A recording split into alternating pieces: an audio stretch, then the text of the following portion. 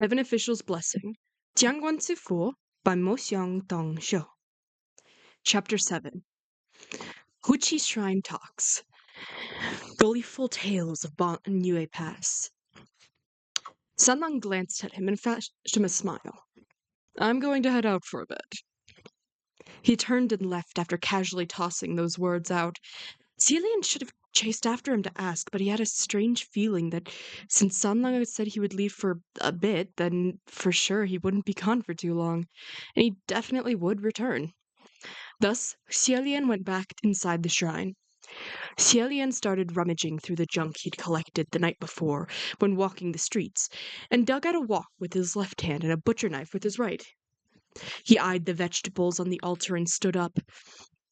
After about an instant's time, there was the sound of footfalls approaching the shrine, as expected.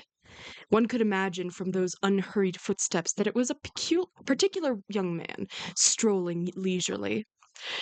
The two items in Xielian's hands had now transformed into 2 plates of food. He looked over them and heaved a long sigh, unable to bear the sight of such a tragedy. He set the plates down and went outside for a look. Sure enough, he saw Sunlong again. Outside the shrine, perhaps because of the blazing sun, Sunlong had his red tunic peeled and tied around his waist.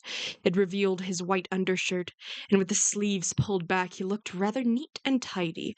His right foot stepped on top of a large wooden board, and he had a hatchet in his left hand. The hatchet was probably borrowed from one of the neighbors, but it looked blunt and heavy, but he wielded it as easily as if it were a very sharp blade. Sunlong nonchalantly hacked at the board, shaving off wood like dough. He peered from the corner of his eyes and saw Xielian come out. Just making something, he said. Xielian walked over to watch and realized he was making a door. It was perfect size, clean and beautiful, the surface smooth, surprisingly an exquisite specimen of craft. Xielian thought that since he must have come from a wealthy background, Sunlong wouldn't be the manual labor type. Yet who would have known he was quite deft with his hands? Thank you for your hard work, Sunlong, Xielian said. Sunlong simply smiled, but didn't respond. He casually threw down the hatchet, installed the door, and then knocked on it once or twice. He said, if you're going to draw a seal, at least draw it on a proper door. Works better. Then he swept aside the curtain and entered the shrine. It seemed that the strong seal on the curtains had no effect on him, and he didn't care about it in the slightest. Xielian closed the new door behind him, yet couldn't help but open it again, then close it. He opened and closed it again, then again, amazed by how well it was made. Xielian opened and closed the door several more times before suddenly realized how silly he was being. Sunlong had already sat down inside, and Xielian left the door to bring out the steamed buns the villagers had offered earlier in the morning and put them on the table. Sunlong looked at the buns and didn't say anything. He merely chuckled softly, as if he'd seen through something.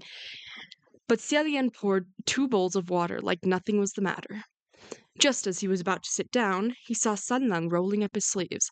There was a small line of a tattoo on his arm, something written in strange characters. Sunlong noticed his gaze and pulled down his sleeves and smiled. It was done when I was young. It was obvious Sunlong didn't want to speak more on the subject, so Xielian didn't pursue it. He sat down and looked up at the portrait again. Sunlong, you paint so well, Xielian said. Did someone at home teach you? No, I just do it for fun. Sunlong poked at the buns with his chopstick. How do you even know how to paint the Prince of Xianle? Xielian asked. Didn't you say I know everything? Of course I know how to paint it too, Sunlong laughed. That was a cheating kind of answer, but Sunlong was forthright in giving it. He evidently didn't care if his answers made Xielian suspicious, nor was he afraid of being questioned, so Xielian grinned and dropped the subject. Just then there was a loud commotion outside the shrine. Both of them raised their heads at the same time and exchanged looks. Someone started knocking on the door, urgently shouting, Great Immortal! Something's happened! Great Immortal, help! Xielian opened the door and saw a number of villagers crowding his doorway. The chief saw the door open and called out in relief, "Oh, great immortal! This man looks like he's dying! Please, save him!" Hearing this, Xielian rushed to the group of villagers, standing in a circle around what appeared to be a cultivator. He was unkempt and disheveled, with sand all over him, and his robes and shoes were tattered. It seemed like he was running for his life for a long time before collapsing and passing out in the village, where the villagers brought him to Puzi's shrine in a hurry. Xielian told the crowd, "Don't panic, he's not dead." He bent down and tapped a few of the cultivator's acupoints, and in the process, Xielian found a few spiritual accessories, an 8 trigram map, a steel sword, and so on. The man didn't appear to be an ordinary cultivator, and Xielian couldn't help but grow grim. Not long after, the cultivator slowly opened his eyes and asked in a croaking voice, Where am I?" The chief exclaimed, "This is the village of Puzi." The man mumbled to himself, I'm out. I'm out. I finally escaped." He looked around him, and his eyes grew wide as he screamed in fear, "Save me! Help!" Celian had expected this reaction and gently asked, "My friend, what's going on? What are you running from? Don't be afraid. Take your time to speak clearly." "Yeah, don't be scared. We've got a great immortal on our side. He'll definitely solve all your problems." Huh? None of the villagers had actually seen him perform any miracles, but they had certainly taken him to be a real god, and Celian didn't know what to say to that. Solve all problems? I definitely can't guarantee that. "Where did you come from?" Celian asked the cultivator. "Um, I've come from Bayeux Pass," the cultivator replied. The villagers looked at each other. "Where's that? Never heard of it before." Xielian explained. "Banyue Pass is in the northwest, a fair distance away. How did you make it out here?" I finally escaped. I came here." His words were incoherent and his mood unstable. In such a situation, the more people around, the harder it was to speak, with everyone talking at the same time. So Xielian said, "Let's talk inside." Xielian easily lifted the cultivator up from the ground and helped him into the shrine. He turned to say to the villagers, "Everyone, please leave. Don't stand here and watch." The villagers, however, were very warm-hearted. "Great immortal, what's happened to him?" "Yeah, what's going on? If there's anything we can do to help." The more enthusiastic they were, the less help they were. Left with no choice, Xielian told them solemnly, "He may be bewitched."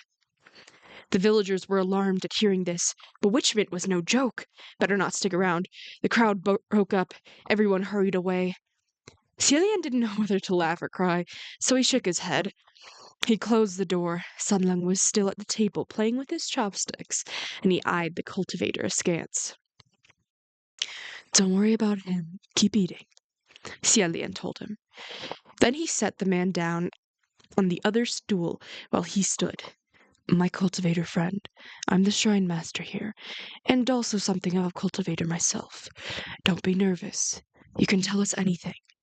I can perhaps offer you my meager assistance if there's anything I can help with. You mentioned Bayeux Pass?"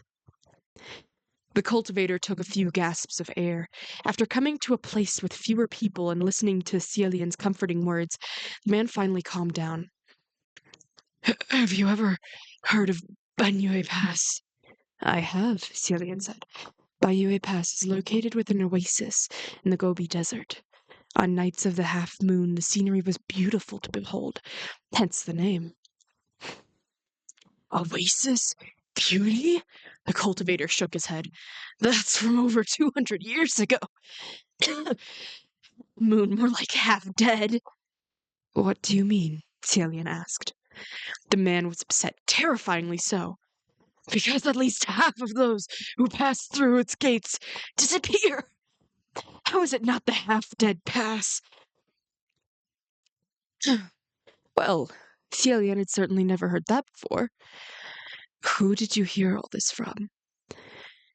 I didn't hear it from anyone. I saw it with my own 2 eyes. The man sat up straight. There was a merchant group needing to cross the desert. They knew the place wasn't safe, so they hired my entire set to protect them on their journey. But he cried angrily. But in the end, I'm the only one left. Xielian raised his hand, gesturing for him to sit back down. No need to get so excited. How many of there were you? With my sec, plus the merchant group, we were about 60 people. 60? According to Lingwen's records, in the 100 years Swenji wreaked havoc, only 200 or so people lost their lives. But from what this cultivator said, this had been happening for over 100 years. If so many people went missing every time over the course of a couple centuries, the numbers would be significant once they added up. When did Half Moon Pass become Half Dead Pass? Xielian asked. The cultivator replied, maybe about 150 years ago? It was right after it became the territory of an evil cultivator.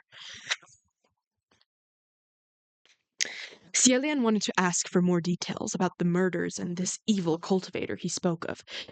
However, he couldn't help feeling that something wasn't right, and so it didn't sit well with him. At that point, there was no way to hide the strange feeling, and he furrowed his brows and became silent. Suddenly, Sunlong spoke up. You've run all this way from Banyue Pass? Yeah! Barely survived, the cultivator sighed.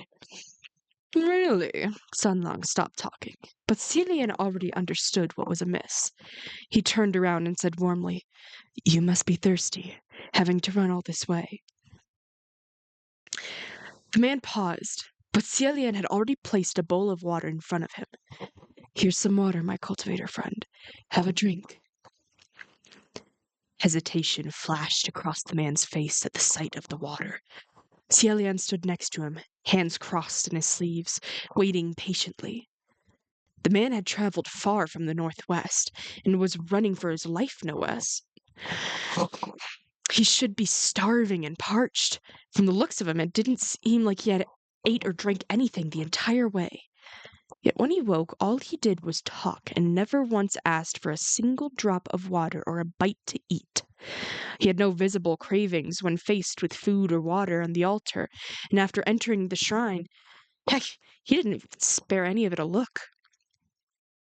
Truly, it was entirely unlike the living.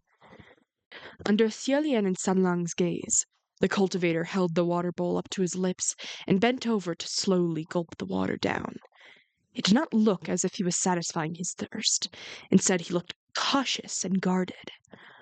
As he drank, Xielian could hear a sloshing sound, as if water was being poured into an empty bottle. At that moment, Xielian knew what he was. He seized the man's arm. You don't have to drink anymore. The cultivator's hand jerked away as he looked at Xielian in bewilderment. Drinking wouldn't help any, right? Xielian smiled. The man's face instantly changed upon hearing this. He unsheathed the sword with him. He unsheathed the seal sword with his other hand and swung it towards Xielian. Without changing his stance, Xielian raised his hand and easily flicked the sword aside with a loud clang. Seeing that Xielian was still tightly gripping his hand, the cultivator gritted his teeth and pulled with force. Xielian felt the arm in his grip suddenly go limp, like a ball deflating as it slipped away from his palm. The moment the cultivator broke free, he ran towards the door, but Xielian wasn't concerned. In this undisturbed space without people around, Rue could drag him back immediately, even if he fled a good 30 meters away. But as he raised his hand, a sharp blast of air whipped by. It was as if someone shot an arrow from behind him. It pierced the man through his stomach and nailed him to the door. Xielian looked closer, and it turned out to be a chopstick. He looked back and saw Sunlong, unruffled, stand up from the altar and walk past him to pull out the chopstick. Sunlong waved the chopstick at Xielian. This got dirty. I'll throw it out later. Even with such a serious wound, the cultivator did not groan in pain. He simply silently slithered down from the door. Fluid flowed from his abdomen. It wasn't blood, but rather the water he just drank. Xielian and Sanlang knelt next to the body, and Xielian felt around the wound, which seemed like a pricked hole in a blown up balloon. Cold air was leaking out of it, and the cultivator's corpse gradually changed. He was clearly a buff man earlier, but now he'd shrunk a size down, and his face and limbs shriveled as he continued to shrink. He looked more like a little old man now. It's an empty shell, Xielian noted.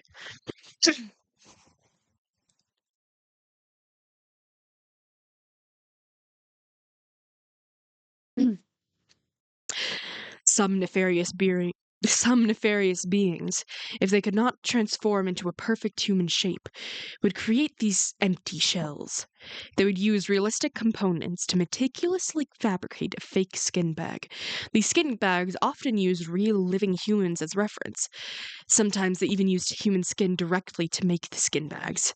Naturally, that way their palm prints, fingerprints, and hair would all be flawless. And if the ghosts themselves did not wear these skins, there wouldn't be any evil aura stuck to them. So they would not be subdued by evil repelling spells and talismans. That's why the seal on the door didn't block the cultivator from coming inside. However, these kinds of empty shells could easily be seen through. After all, they were hollow on the inside.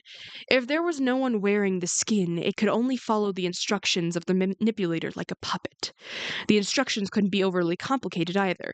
They had to be simple, repetitive, and set up beforehand. Therefore, the expressions and behavior of these skin bags were lifeless and sluggish, unlike real humans. For example, they could only repeat certain phrases, do certain repetitive things, or finish certain thoughts. If one asked too many questions, they wouldn't be able to answer and would end up exposing themselves. Of course, Celian had more practical ways of exposing skin bags. Just let them drink some water or eat something. After all, skin bags were hollow. Without any organs, if they ate or drank, it would be like throwing something or pouring water into an empty can. The echoes would be clearly heard, and it would make a sound very different from that of a human consuming food and water. The corpse had completely deflated into a pile of withered skin. Sunlung poked at it with his chopstick and threw it away. And the shell is rather interesting. Xielian knew what he was talking about. This cultivator's expressions and movements were more than realistic. He had conversed with them animatedly, gestured wildly, and responded emotionally very much like a real person. Whoever was controlling it had to be quite powerful. Xielian glanced at Sunlang. Looks like you're quite knowledgeable about with the wicked arts too, Sunlang. Sunlang smiled. Not really. This empty shell sought Cillian out specifically to tell him about Bayeux Pass. Whether it was fake or real, its intentions were as obvious to lure him there. To play it safe, he would have to inquire about it in the communication ray. Cillian pinched his fingers and calculated the amount of power he had left. There should still be enough to use it a few more times. So he formed a seal with his hands to enter. The communication array was livelier than usual, and not because the deity is hustling around on official duties. Rather, it seemed someone was playing some sort of game, laughing and shouting. Cielian was rather amazed. Just then, Lingwan reached out to him. Your Highness is back. How were your days down in the mortal realm? It's all right, not too bad. What's everyone doing? They seem so happy, Cielian asked. Lingwan replied, The Windmaster has just returned and is giving away merits. Why don't you go and see if you can grab any? Sure enough, Cielian could hear many officials cheerfully shouting, I grabbed 100 merits. I only managed to get one. 1,000, 1,000. Thanks, Windmaster. It was like catching money raining down from the skies. Cielian thought. His donation box was empty, but first of all, he didn't know how to make a grab for those merits, and second, the officials must be very familiar with each other to play this sort of casual game. Cielian wasn't on good terms with many and didn't think it was appropriate for him to join in, so he paid it no mind and called out to the crowd. Does anyone know of Bayeux Pass? The laughing and shouting came to a sudden stop, and silence ensued. Once again, Xielian felt depressed. It was fine if no one responded to his little snippets, if they were odd or awkward. The other officials didn't share those, and he indeed seemed to be out of tune with them when he did. But this was official business. The communication array was a place where heavenly officials often made requests for information on ghosts and mystic issues. If something came up or someone asked for assistance, everyone pitched in, giving suggestions or lending a hand. Those without anything to add would say, I'll ask around when I'm free. Bayue was work, so there's no good reason for no one to respond. Just then, someone shouted, Woodmaster just threw out 10,000 merits! The communication array came alive again, and the officials went away to grab for more merits, thoroughly ignoring Xielian. That made him realize there was probably more to this than there appeared, and he probably wouldn't get his answers within the array. This Woodmaster was certainly quite affluent, Xielian thought, giving away tens of thousands of merits like that. So amazing! He was about to exit the communication array when Ling Wen called out to him privately. Your Highness, why do you mention Banyue Pass? Ling Wen asked. Xielian recounted his encounter with the skin bag. That empty shell pretended to be a survivor from Banyue Pass, and it has to have... Oh, wrong person. Oops. That empty shell pretended to be a survivor from Banyue Pass, and it has to have a motive. I wasn't sure whether his words were true, so I came in to ask, what's going on with that place? Ling Wen was quiet for a moment, before she said gravely, Your Highness, I advise you to stay away from this matter. Xielian had thought she might say something similar. Otherwise, something like this wouldn't have lasted for over 150 years without any questions, than to make the entire court go silent just because he asked. Is it true that half of the people go missing every time a group traverses Bayue? It was a long time before Ling Wen answered. It is not easy for us to speak on this matter. Xielian heard deliberation in her words. There might have been something putting her on the spot. So he said, All right, I understand. If it's inconvenient, then we shall not speak of it again. And will have never spoken in private on this subject either. Xielian withdrew his consciousness and left the communication ray. He rose to his feet and used the broom to sweep the fake skin to the side. After mulling over Ling Wen's words for a moment, he looked up at Sunlong. Sunlong, I'm afraid I will be going on a long journey. Ling Wen's attitude was enough to show that this matter implicated a lot of important beings.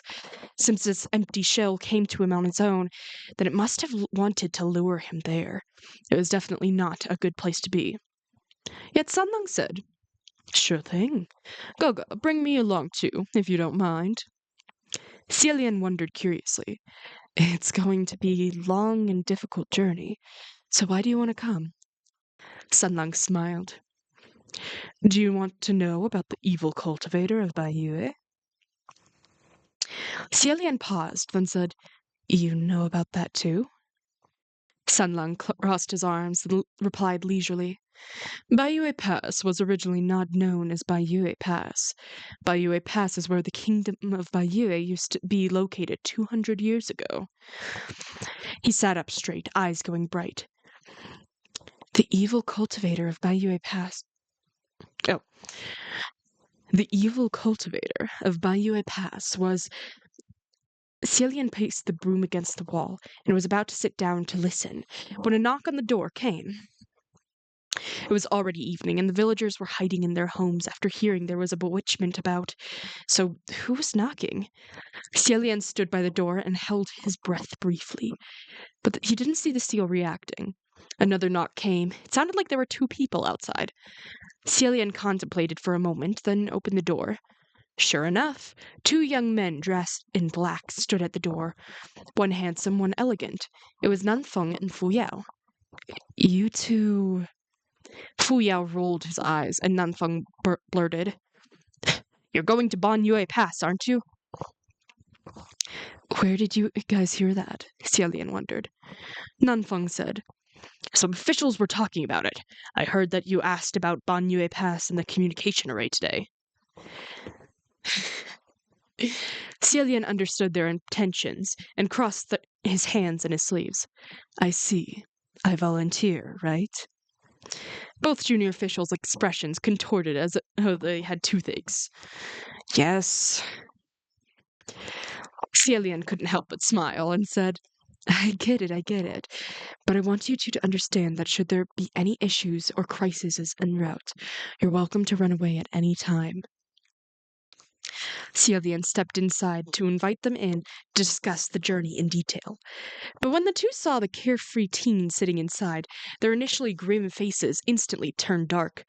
Nanfeng charged in, pushed Xialian behind him, and shouted, "Stand back!" "What's wrong?" Xialian asked. Sunlung stayed in his seat and shrugged in reply. Then he also asked, "What's wrong?"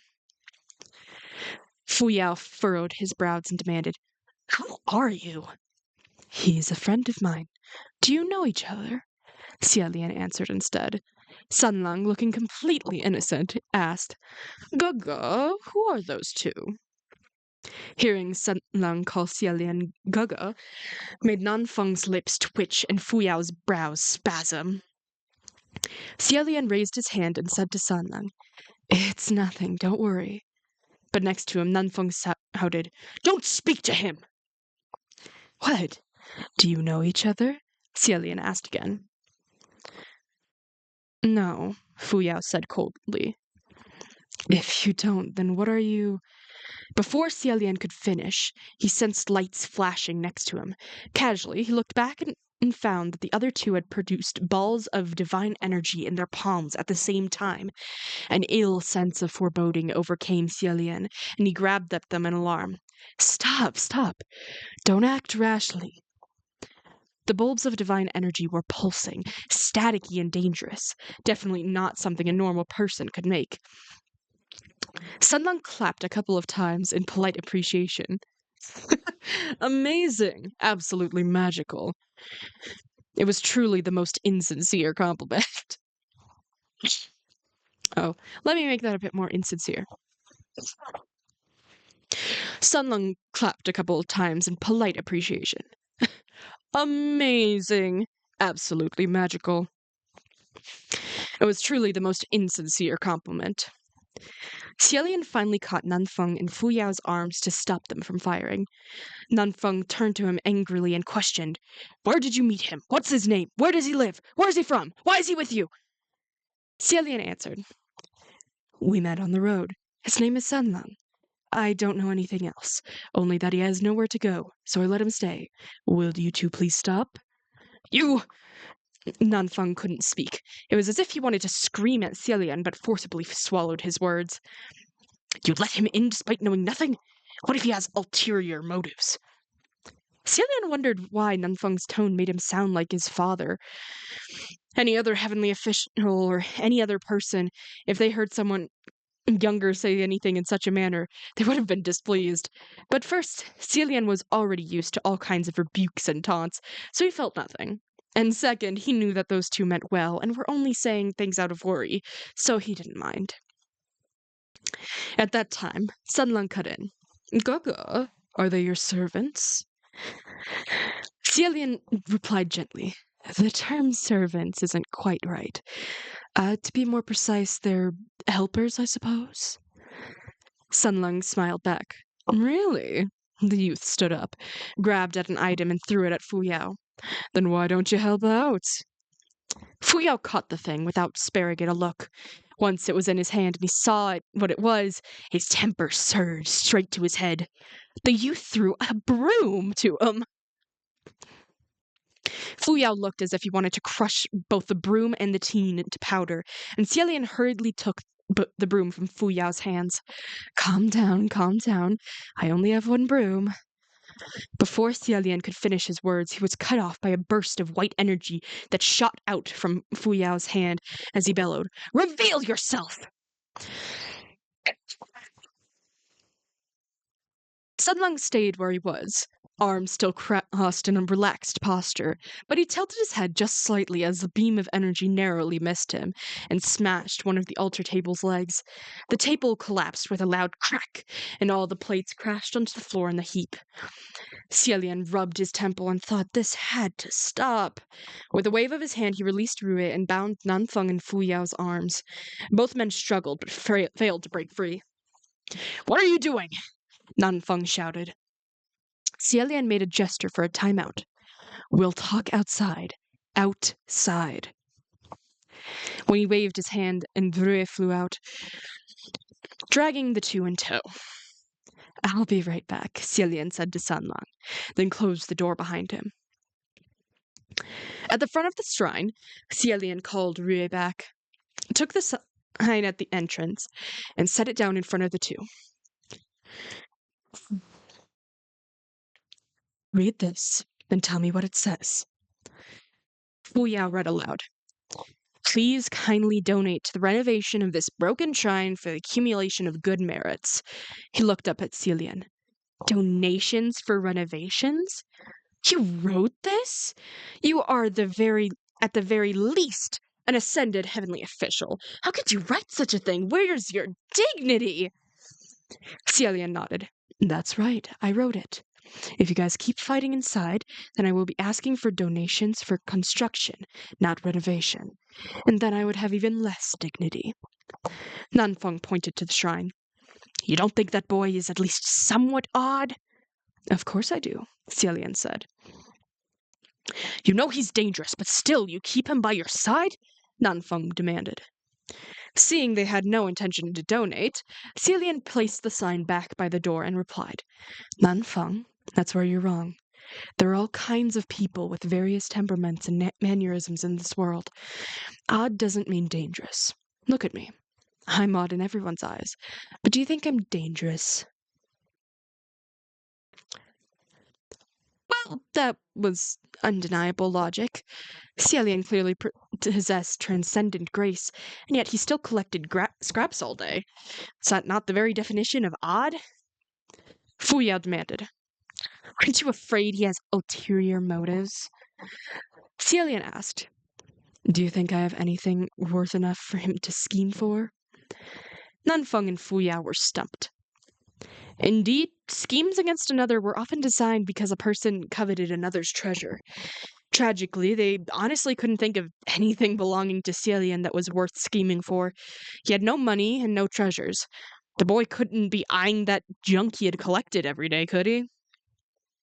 Xielian continued. "Besides, it's not like I haven't tested him."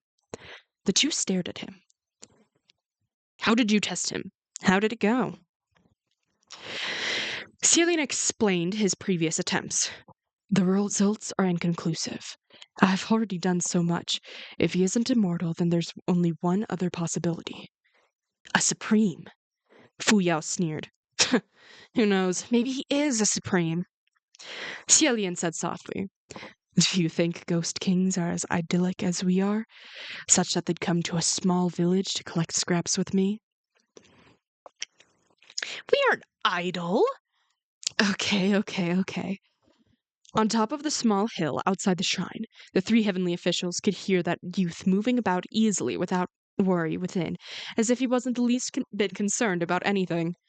Nanfeng said in a low voice, "No, we still have to think of a way to test whether he's a supreme." Xielian rubbed his forehead. "Go ahead and try, but don't go overboard. What if he really does turn out to be a runaway young noble? I get along pretty well with this kid, so be nice. Don't bully him." The "don't bully him" made Nanfeng screw up his face, and Fu Yao's eyes rolled to the back of his head. Xielian nagged a bit more before reopening the door. Sunlung was checking out the broken table leg, and Xielian cleared his throat to get his attention. "Are you all right?" "I'm all right," Sunlung smiled. "Just checking to see if we can fix this table leg." "Everything now was a misunderstanding. Please don't mind them," Xielian said warmly. "Since you say so, I won't mind. Maybe they thought I looked familiar." Fu Yao said frostily. Yeah, quite familiar. Probably why I was mistaken. Sun Lung laughed. What a coincidence! I think you two look rather familiar too. Although still on high alert, Nanfeng and Fuyao were no longer reacting violently. Nanfeng said gloomily, "Make some room. I'm going to conjure a teleportation array."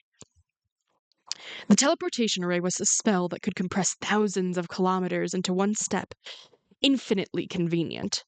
However, each use consumed a considerable amount of spiritual power.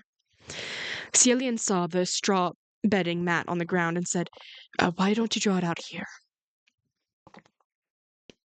That was not correct. Cielian rolled up the straw bedding mat on the ground and said, "Why don't you draw it here?" With all the commotion earlier, Fu Yao didn't have a chance to look at the shrine properly. Now that he spent some time in the dilapidated Shrek, he looked around, feeling immensely uncomfortable. He wrinkled his brows. "You live in a place like this?" Cielian grabbed a stool for him to sit on and replied, "I always lived in places like this." Nanfeng paused briefly when he heard that, then went back to drawing the array. Fu Yao didn't sit down, but his expression also turned complicated. He looked mostly shocked, but there was a tiny part that seemed to be cheered at his misery. He quickly neutralized his expressions, however. "Where's the bed?" "This is it," Cielian replied, hugging his straw mat. Nanfeng looked up to glance at the mat, then lowered his head again. Fu Yao side-eyed Sun Lang, who was standing aside. You two are sleeping next to each other?" "Is there a problem?" Cielian asked pointedly. Alas, the two couldn't squeeze out anything more to say, so no more problems. Cielian turned to Sun Lang. "You were interrupted before, Sun Lang. Who is that evil cultivator of Baiyue? Do continue." Sun Lang had been staring at them earlier, looking to be deep in thought, his eyes dark. He only snapped out of it when he heard Cielian call to him. He gave Cielian a small smile. "All right." He paused for a moment, then began. "That evil cultivator of Baiyue was the state preceptor of the kingdom of Baiyue, one of the dual evil masters." Dual means there's two. Oh. Dual means there's two of them. Who's the other one? Cielian asked. Sun Lung, having all the answers, replied, "Another evil cultivator from the Central Plains named Fang Xin. He has nothing to do with the kingdom of Baiyue." Cielian widened his eyes and continued to listen. Turned out, the people of Baiyue were a brutish warrior race who frequently enjoyed invading nearby lands. They seized an important checkpoint between the Central Plains and the Western region, and the two countries constantly fought over the border. Battles, skirmishes, the conflicts were never ending. Their state preceptor was learned in the demonic arts, and the soldiers of Baiyue entrusted in them with all their hearts, willing to follow the state preceptor to the ends of the earth. However, 200 years ago, a dynasty from the Central Plains finally dispatched an army to invade, and it leveled the kingdom of Baiyue. Although the kingdom of Baiyue was annihilated, the resentment of the state preceptor and the soldiers would not disperse and remain behind to haunt the place. The kingdom of Baiyue was built upon an oasis, but after its fall and its eventual metamorphosis into Baiyue Pass, it was as if the aura of evil permeated the land. The oasis was soon swallowed by the surrounding Gobi. Some said they still saw shadows of Baiyue warriors, giant and terrifying, with maces in hand patrolling back and forth, hunting. Thousands of civilians who used to live there gradually migrated, unable to make a living in a dying oasis. That was when the rumors of disappearing travelers started to spread. All those who came from the Central Plains wishing to pass through must have left behind half their assets as a toll, those assets being human lives. Fuyao smiled without word. This young master sure knows a lot. Sunlang smiled back. It's nothing. You just don't know very much, that's all. Cielian smiled in spite of himself, amused by Sunlang's sharp tongue. Sunlang continued lazily. This is just based off an unofficial history and ancient records of a strange supernatural occurrences. Who knows if the state preceptor of Bayue is real? Maybe the kingdom of Bayue didn't even exist.